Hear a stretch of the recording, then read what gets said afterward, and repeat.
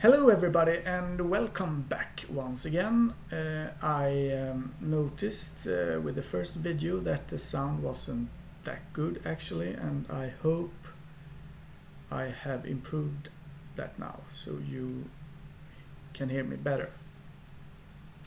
I'd like to continue with our first discussion about Christianity and the three things I mentioned about Jesus and that those teachings and those beliefs is in fact illogical and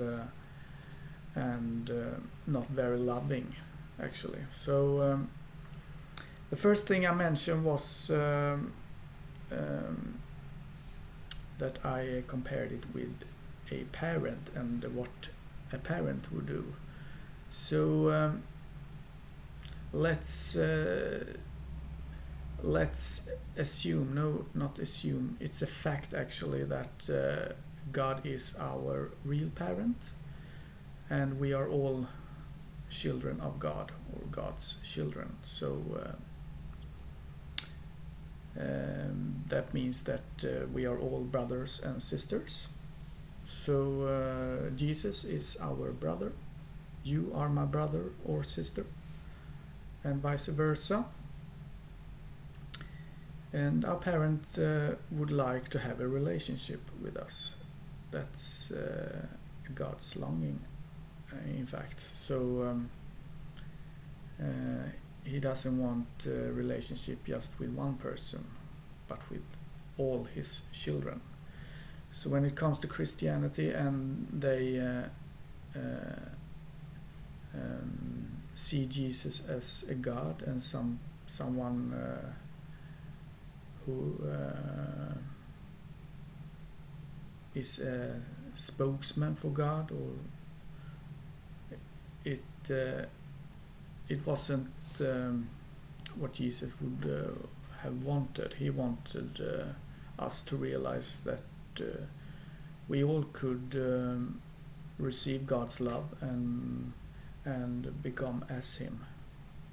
The only difference was that he was the first one who consciously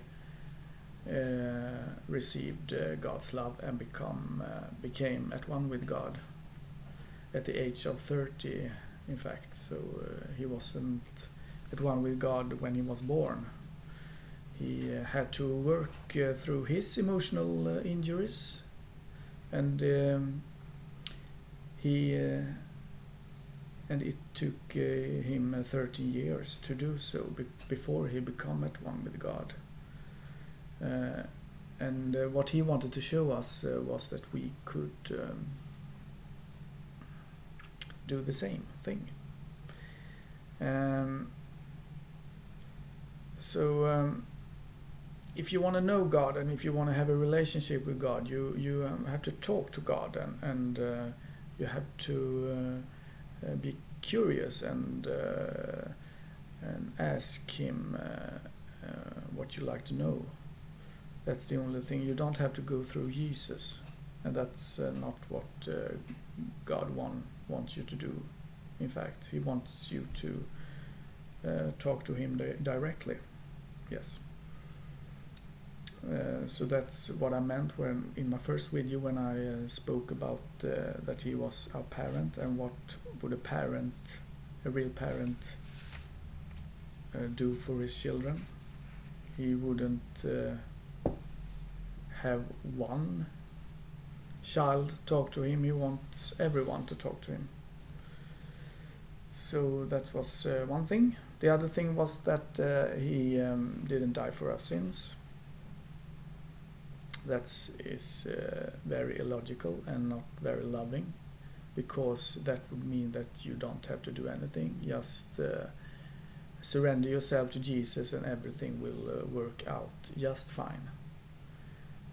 But that's not the case at all. You have to learn from your mistakes, and you want to create your own life. You don't want someone else to fix it.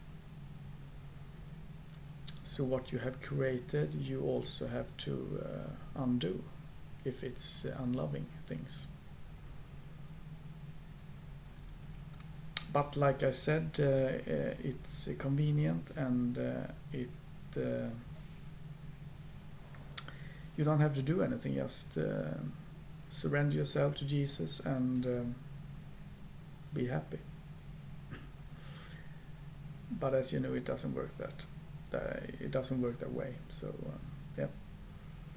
And the third thing that I mentioned was that he was crucified on a pole at the age of 33, I think. That's actually not much to say about that, except that Mary was pregnant with their child, Sarah, and she was born 4 or 5 months later, I think, or something like that. So that was pretty traumatic for Mary. It was very traumatic, and she was hunted all her life after that, and they eventually got her in France, I think, and killed her at the age of 60 something. So it's a lot to know, and you can actually talk to Jesus about this. You don't have to read the Bible